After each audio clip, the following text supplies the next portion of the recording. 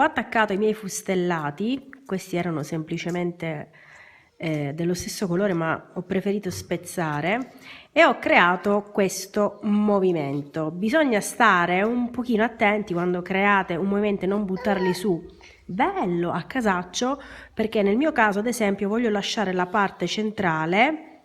Questo l'ho lasciato perché comunque sembra un fiorellino, mi è piaciuto tanto e l'ho lasciato, non ho preferito coprirlo.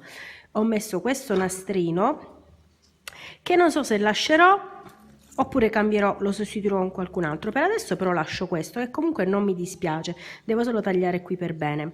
E appendendola per così, grazie amore per la pigna, la parte centrale è questa.